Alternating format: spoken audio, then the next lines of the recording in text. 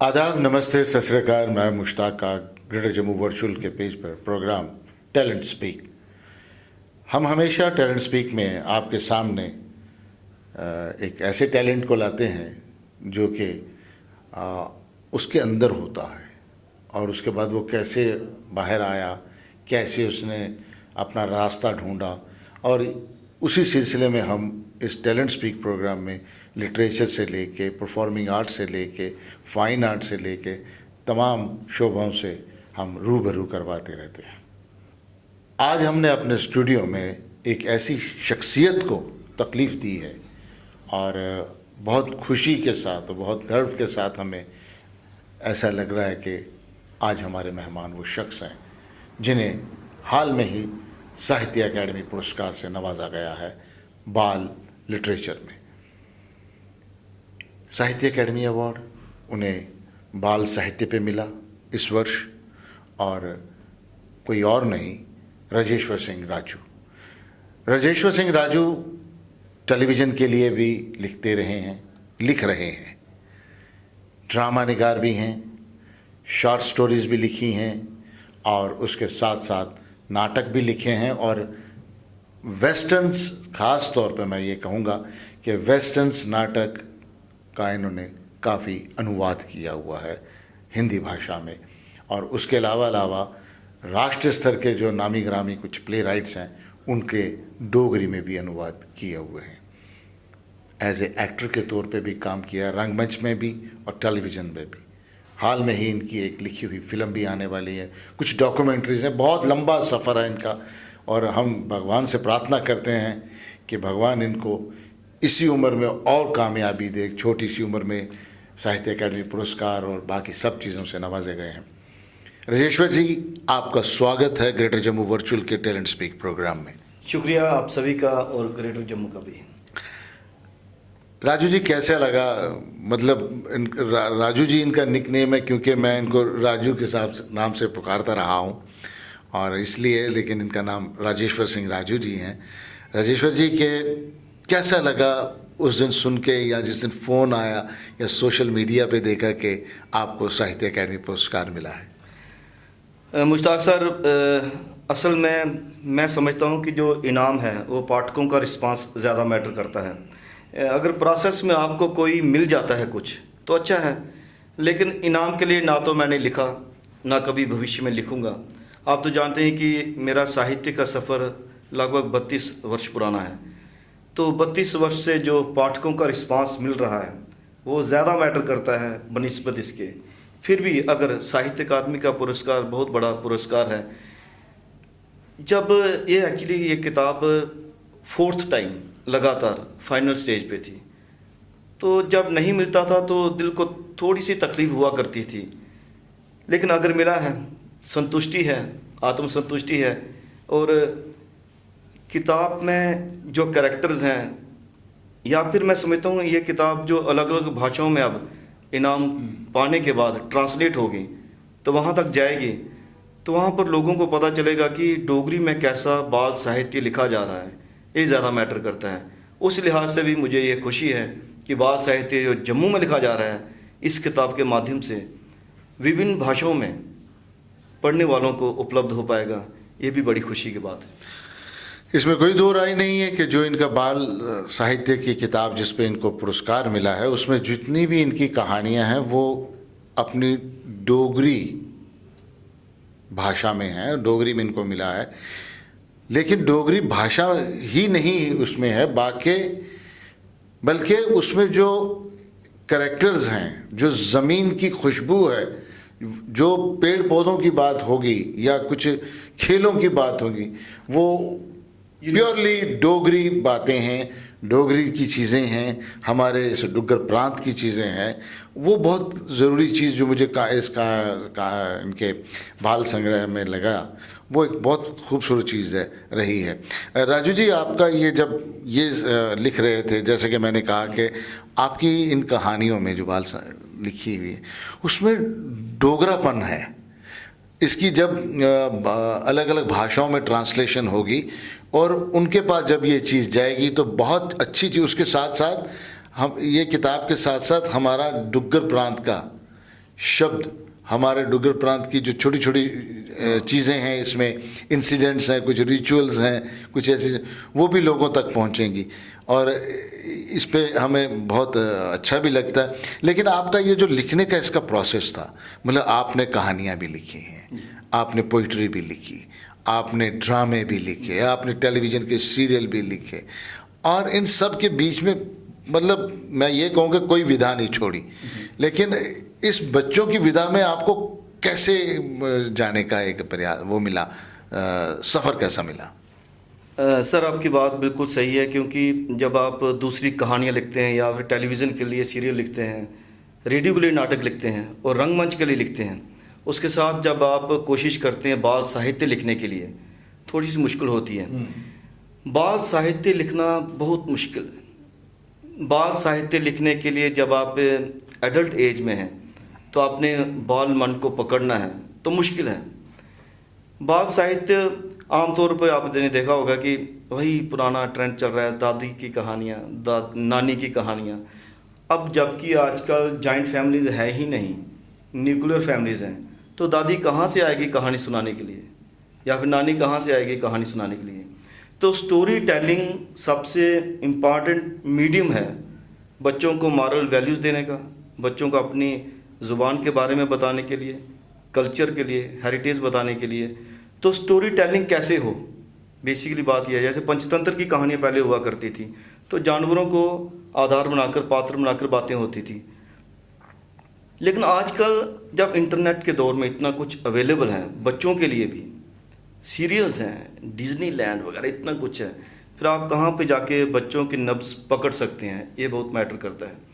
इसमें जब मैंने शुरुआत में मैंने सोचा बच्चों पे लिखता हूँ मैं कुछ, थोड़ा सा रिलैक्स भी करता है। आप जब लगातार नाटक लिख रहे हो, नाटक आपको बड़ा पता कि इंटेंस फीलिंग आती है रंगमंच के नाटक लिखते हुए।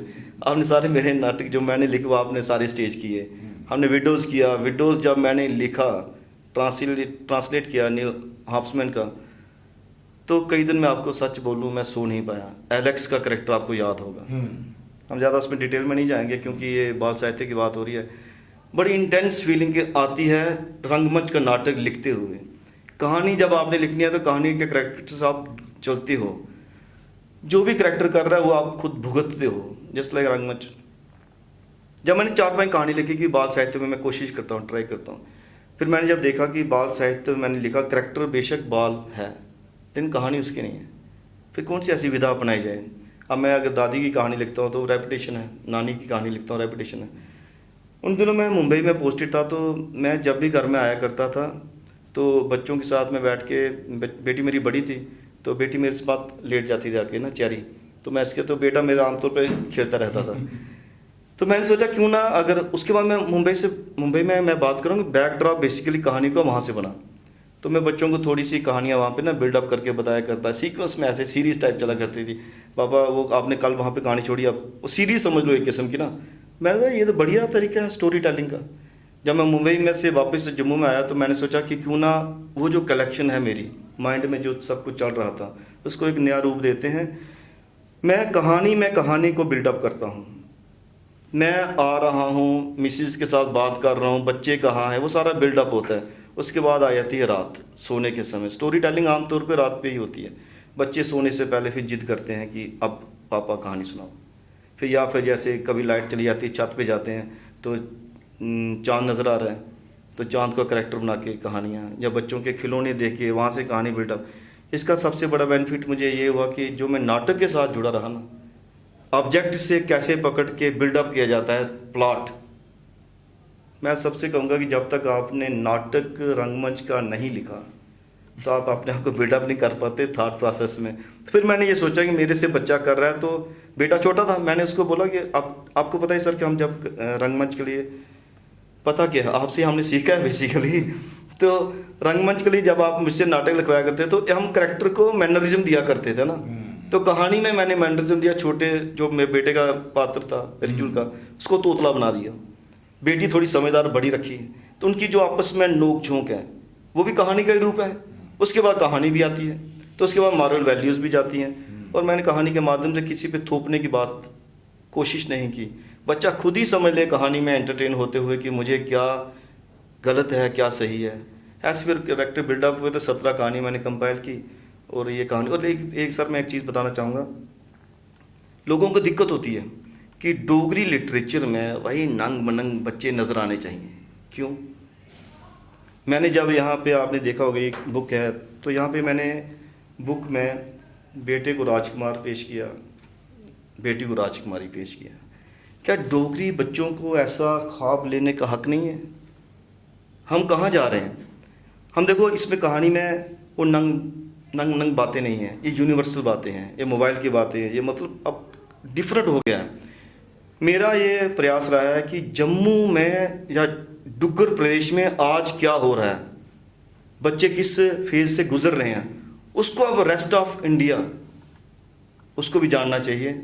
इनकेस ये किताब बाद में कहते हैं कि ट्रांसलेट होती है तो जाएगा लिटरेचर, तो उनको पता चलेगा कि जम्मू में अब लिटरेचर उस रेंज पे जा रहा है। तो कोशिश वही, जैसे मैंने शुरू में ही कहा कि ये लोगों तक पहुंचेगा।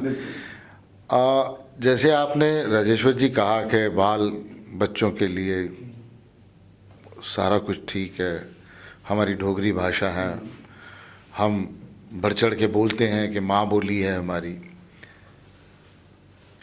पर कहाँ है? मतलब ये अब ये बच्चे का लिटरेचर, लेकिन कौन से बच्चे इसको पढ़ेंगे? मतलब आपको क्या लगता है, हमने वो टीम बच्चों की तैयारी नहीं की है अभी, जो ये हमारा बाल लिटरेचर जो है वो पढ़ेगा? वो बच्चे ही नहीं तैयार हैं हमारे पे। हमारे बच्चों को डोगरी लिखना नहीं आ रही है, बोलना तो दूर की बात है। वहाँ पे इस बात के लिए आपको क्या लगता है कि हम डोगरी तो लिख रहे हैं, किताबें छप रही हैं, गाने गाए जा रहे हैं, पर भाषा हमारी डोगरी क्या उस मुकाम तक है कि जो आने वाले वक्त में ज़िंदा रह सके?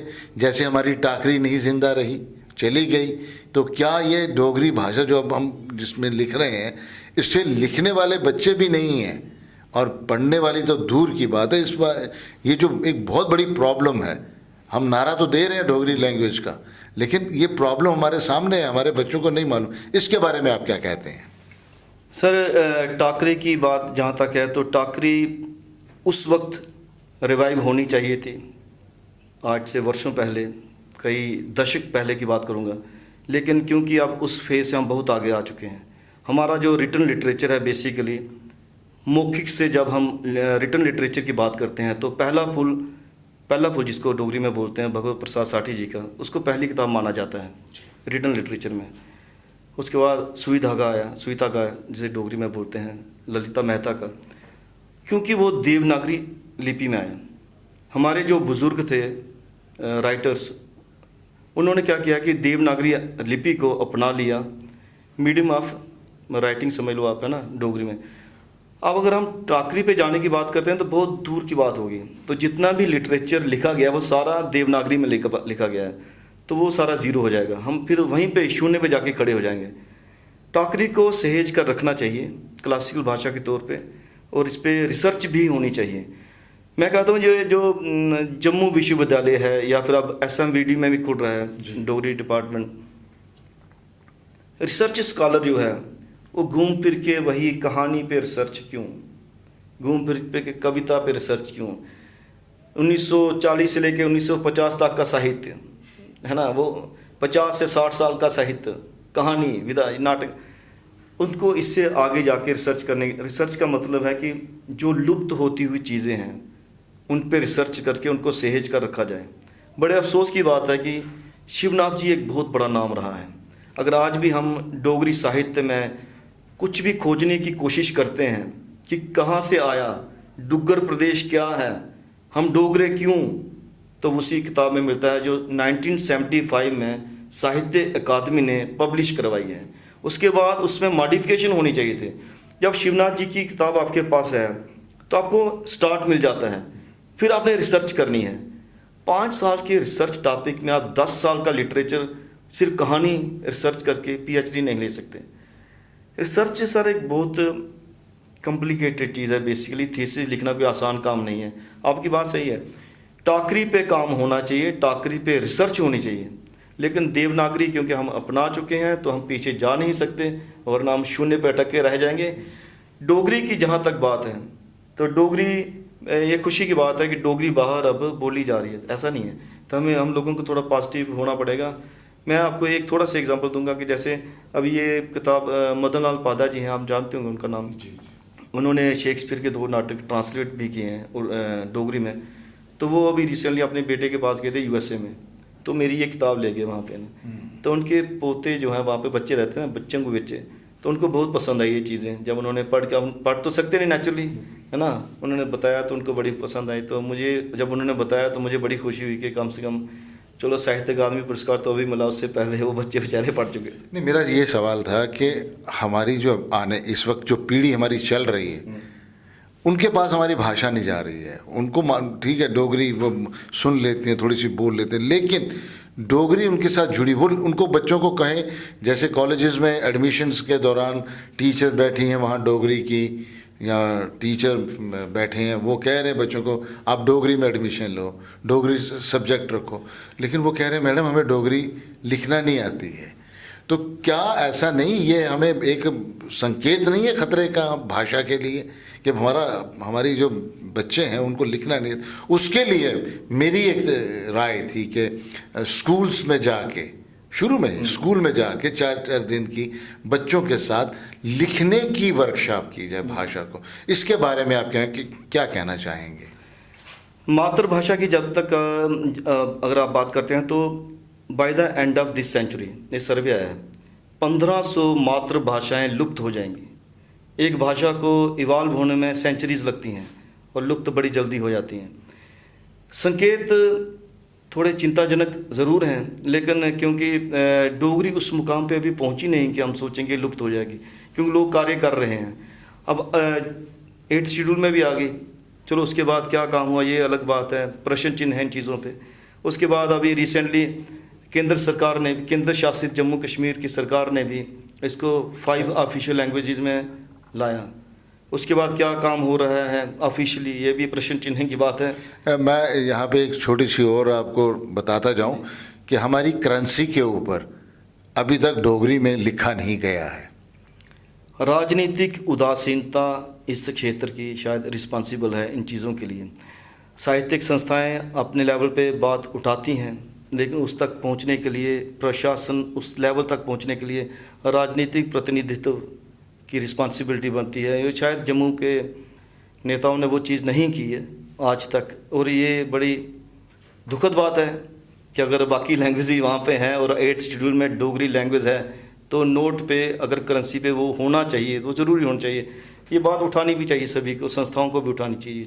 दूसरी बात यह है कि हमारी आने वाली पीढ़ी कितनी तैयार है डोगरी पढ़ने के लिए, लिखने के लिए?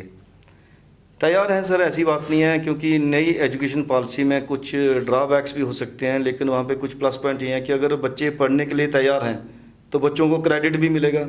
अब IAS की एग्ज़ाम में डोगरी इन्वॉल्व है, JKAS में डोगरी इन्वॉल्व है। सरकार अपनी तरफ से वो सारे मतलब आपको इंसेंटिव दे रही है, फैसिलिटीज़ दे रही है कि आप अपनी मातृभाषा पे कार्य करके, उसको पढ़ करके ऊपर तक जा सकते हो। ज़रूरी नहीं कि आप इंग्लिश में ही IAS करके ऊपर जाओगे, आप किसी अपनी मातृभाषा में पढ़ के जा सकते हो आगे। हाँ, जनमानस तक अगर डोगरी को पहुंचाना है तो हमें घर तक डोगरी को पहुंचाना होगा। ये बहुत बड़ी एक त्रासदी रही है कि हम अब मैं नाम नहीं लेना चाहूँगा, लेकिन नारे बहुत लगते रहे यहाँ पे कि जिन लोगों ने नारे लगाए, जिन लोगों ने परचम उठाए, उनके अपने घरों में डोगरी नहीं बोली जाती रही है। ये सत्य है, इस सत्य से ऊपर उठना होगा, मानना होगा, और हर घर में डोगरी का प्रचार और प्रसार बाहर तो कीजिए, लेकिन सबसे पहले घर में ज़रूर कीजिए। मुझे लगता है कि सबसे पहले घर में ही करना पड़ेगा, फिर बाहर जाएगा, ताकि हम अपने बच्चों को कम से कम, अगर वो डोगरी बोलते नहीं हैं तो कम से कम लिखना तो सीख लें कहीं ना कहीं। ये मुझे जो इसके बारे में लग रहा है, जो मेरा है, मैं गलत भी हो सकता हूँ, आप बिल्कुल सही कह रहे हैं, क्योंकि बच्चे से डोगरी लिखना बहुत ज़रूरी है। आप आगे जाके मतलब यूनिवर्सिटी में आप एडमिशन लेने के लिए फिर आप डोगरी और ले लेते हैं सब्जेक्ट, फिर आपको लड़ना पड़ता है तो लिखना नहीं आता। तो ऐसा नहीं रखना चाहिए कि डोगरी सब्जेक्ट के तौर पे, या कंपलसरी नहीं तो एक कैरिकुलम जैसे आप स्कूलों में रखा हुआ है, किसी ने स्पोर्ट्स रखा है, किसी ने म्यूज़िक रखा है, तो एक हमारी डोगरी भाषा भी एक कैरिकुलम के तौर पे स्कूलों में अगर इंट्रोड्यूस हो जाए, कंपलसरी नहीं हम कह रहे हैं, कैरिकुलम के तौर पे कि वो डोगरी भाषा लिखनी कैसी है, बोलनी कैसी, मुझे लगता है इससे आने वाले वक्त में एक अच्छा रिजल्ट मिल सकता है। नहीं, सरकार की तरफ से मेरे ख्याल में प्राइमरी क्लासेस से ही डोगरी को इंट्रोड्यूस किया गया है। बात सर आपकी वहीं पे आ जाती है कि कितने बच्चे तैयार हैं डोगरी पढ़ने के लिए, बंदिश नहीं है। नहीं, मैं वही कह रहा हूँ कि एक कैरिकुलम रखा जाए, जैसे फाइन आर्ट का स्कूलों में होता है, वो एक पीरियड होता है, उसमें मतलब हफ्ते में एक दिन होता है, बच्चों का स्पोर्ट्स का होता है, स्केट का, ऐसे एक डोगरी भाषा का भी रखा जाए कि एक दिन, हफ्ते में एक दिन डोगरी पे हम बात करेंगे या लिखना बच्चों को बताएंगे। ये मेरा सुझाव है, इसके बारे में आप क्या कहते हैं? वो तो चलो ऑप्शनल सब्जेक्ट की बात कर रहे हैं, लेकिन वहाँ पे परमानेंट सब्जेक्ट भी आदमी रख सकता है। अच्छा। जो बच्चे नहीं पढ़ना चाहते परमानेंट, वो मतलब आप उसमें कह सकते हैं कि ऑप्शनल सब्जेक्ट रख के डोगरी के साथ कनेक्ट रहें। आप बेशक साइंस पढ़िए, लेकिन साथ में आप डोगरी पढ़ के अपने आप को अपनी जड़ों के साथ कनेक्ट रखने के लिए डोगरी भाषा ज़रूर पढ़ें, बोलें, और इस तरह से अपने कल्चर और अपने हेरिटेज को बचाने के लिए अपनी तरफ से भी प्रयास कर पाएंगे। राजेश्वर जी, अब पुरस्कार मिलने के बाद आपके ऊपर और जिम्मेदारी डोगरी की बढ़ गई है, डोगरी भाषा को लेके, डोगरी लिटरेचर को लेके आपके कंधे पे और जिम्मेदारी बढ़ गई है। इस जिम्मेदारी को आप आगे कैसे निभाएंगे? मैं एक बात क्लियर करना चाहता हूं कि आम तौर पे जो डोगरी भाषा में लिखा जा रहा है, अच्छा लिखा जा रहा है, हम एक्सेप्ट करते हैं, क्योंकि डोगरी भाषा में आलोचकों की बहुत कमी है, ये सत्य है। जो भी लिख रहे हैं अच्छा लिख रहे हैं। और मैं अपनी बात ये कहूँगा कि मैं सिर्फ एक किताब अगर अवार्ड मिल गया है तो ये नहीं कि मैं बाल साहित्य पे लिखूँगा कुछ नहीं। ये अवार्ड तो अभी डिक्लेयर हुआ 2-3 दिन पहले, उससे पहले ही मेरी प्रेस में एक और किताब चली गई है, तुक्के नाम की किताब है, वो बच्चों पे बालमन पे ही पूरी किताब है। तो मैं तो सर अपनी तरफ से प्रयास करता रहूँगा। मैंने आपको पहले भी कहा कि मुझे पाठकों का अधिक रिस्पांस मिलता है तो वो मेरे लिए बहुत मैटर करता है। तो मैं तो साहित्य की सेवा की बात नहीं कहूँगा, ये मेरा फ़र्ज़ है। मैं मतलब लिखता रहूँगा हिंदी में भी और साथ में डोगरी भाषा में। आपका ये कहना है कि मतलब आप ये नारा नहीं दे रहे हैं कि मैं डोगरी को प्रमोट कर रहा हूँ? नहीं, डोगरी मैं नहीं कर रहा, डोगरी ने मुझे प्रमोट किया है ये अवार्ड देके। मतलब डोगरी ने आपको प्रमोट? बिल्कुल, मैं कौन हूँ डोगरी को प्रमोट करने वाला? नहीं, कई लोगों के नारे हैं ना, हम डोगरी को प्रमोट कर रहे हैं। मातृभाषा का कौन प्रमोट कर सकता है? मातृभाषा अब माँ का कर्ज उतार सकता है कोई? हमारी आने वाली पीढ़ी के लिए लिटरेचर, डोगरी लिटरेचर के हवाले से कोई मैसेज? मैं एक ही मैसेज दूंगा कि यहाँ पे क्या होता है कि जो माफ़ करना कहना नहीं चाहिए, जो सो कॉल्ड अपने आप को वरिष्ठ साहित्यकार कहते हैं, आपकी स्टेज पे 100 लोगों के आगे ताली बजाते हैं, थापी देते हैं, वेल डन, बहुत अच्छा किया, वो मैटर नहीं करता। मैटर करता है कि स्टेज के पीछे नेपथ्य में जाके बैक स्टेज में आपको कैसा रिस्पांस वो देते हैं। आमतौर पे क्या होता है कि क्रिटिसिज्म होता है, क्रिटिसिज्म से आपने घबराना नहीं है। आपने जो लिखा वो आपके मन को अच्छा लगना चाहिए, बस दैट इज सफिशिएंट, वही आपको बूस्ट करता है। कोई सर देखिए ना, कोई आपको अगर इंस्पायर करता है, लिखो, कैसे लिख पाओगे जब तक यहाँ से आप इंस्पायर नहीं होंगे? अगर आप यहाँ से इंस्पायर्ड हैं, आपकी बात सर मैं दोबारा एक बार कहूँ कि पिछली बार मैंने बोला था, वो मुझे सर ने, हम जब नाटक किया करते तो सर ने एक मुझे, जब मैं शुरुआत में मैंने नाटक लिखा तो क्या हुआ कि हमने डोगरी संस्था में नाटक गोष्ठी में नाटक पढ़ा, I was highly criticise, bold play था, तो वहाँ पे कहा गया कि बड़े बड़े जो धुरंधर थे उन्होंने कहा कि ये स्टेज पे नाटक हो ही नहीं सकता। तो आई वॉज डिमोरलाइज, मुझे बहुत उसमें परेशानी होगी, मैंने क्या यार पहला नाटक लिखा, मैं छोटा था, कब बड़ी देर पहले की बात कर रहा हूँ। तो सर उठे, उन्होंने कहा कि यही नाटक पहले होगा, और वो मेरी ज़िंदगी का सबसे बड़ा नाटक भी है बाबूजी, जिससे मैंने उसके बाद रंगमंच में और लिखने के लिए प्रेरित हुआ। तो आपने कहा करते थे कि अपने दही को कभी खट्टा नहीं कहना है, आपको याद है सर? तो ये मैंने अपना एक मूल मंत्र बना लिया कि आप भी जो आपने लिखा ना वो आपके लिए बेस्ट है, दूसरा कोई कुछ कहे मैटर नहीं करता। आलोचना अगर अच्छी है उसे एक्सेप्ट कीजिए, व्यक्तिगत है तो दरकिनार कर दीजिए। बहुत बहुत शुक्रिया राजेश्वर जी, आपने अपना कीमती वक्त हमें ग्रेटर जम्मू वर्चुअल के इस प्लेटफॉर्म पे दिया, प्रोग्राम टैलेंट स्पीक में, और आपसे वाकई बहुत सी लिटरेचर की बातें हुई और आपने बहुत चीज़ों को खुल के बात करी है। इसके लिए ग्रेटर जम्मू वर्चुअल आपका शुक्रिया अदा करता है। आप सब लोगों ने भाषा को लेके किस तरह का दौर रहा है, किस तरह क्या रहा है, सब कुछ सुना राजेश्वर सिंह राजू की ज़ुबान से, और डोगरी लिटरेचर पे और हमें डोगरी के लिए आगे क्या करना चाहिए, हमारे भी सुझाव आए, राजेश्वर जी के भी सुझाव, आपके भी कोई सुझाव हैं कि हमारी डोगरी भाषा घर घर में कैसे जाए, आप हमें बॉक्स में कमेंट कीजिए और हमारा ये प्रोग्राम मैक्सिमम लोगों में शेयर कीजिए। हम आपको यूट्यूब पे, फेसबुक पे, इंस्टाग्राम पे और ट्विटर पे मिलेंगे ग्रेटर जम्मू वर्चुअल के नाम से। इसके साथ ही एक बार फिर राजेश्वर जी का शुक्रिया और मैं आपसे इजाज़त चाहता हूँ। जय हिंद।